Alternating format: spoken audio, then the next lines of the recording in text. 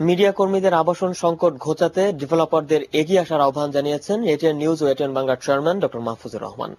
ওয়াসা ভবনে দেওয়ান প্রপার্টিজ লিমিটেডের পক্ষে মিডিয়া সিটির ইনফরমেশন বুথ উদ্বোধনকালে এ আহ্বান জানান তিনি। মাহফুজা মুসলির রিপোর্ট।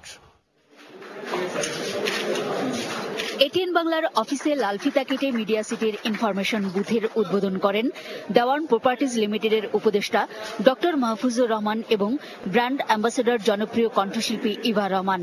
এ সময় ডক্টর মাহফুজুর রহমান বলেন, মূলত মিডিয়া কর্মীদের স্বার্থেই বিশেষ ছাড় দেওয়া হয়েছে এই সিটিতে।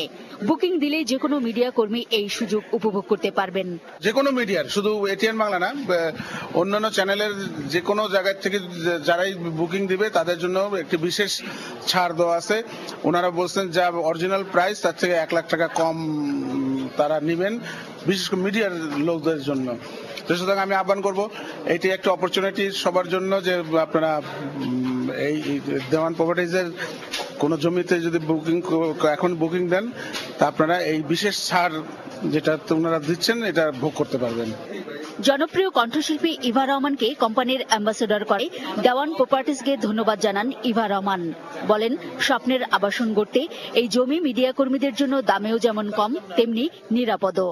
দেওয়ান প্রপার্টিজের সবচেয়ে বড় কথা হচ্ছে যে আপনি এখানে ল্যান্ড বুকিং দিলে আপনার এখানে একটা মানি রিসিপ্ট থাকলে আপনারা সেই জমিটা পাবেন এবং জমিটা সুলভ মূল্যে পাবেন এবং নিষ্কণ্টক একটা জমি পাবেন। সেখানে যেন তারা তাদের স্বপ্নের একটা ইচ্ছে মতো সুন্দর একটা বাসস্থান, বাসগৃহ বা কর্মসংস্থান যা কিছু করতে চায় করতে পারে।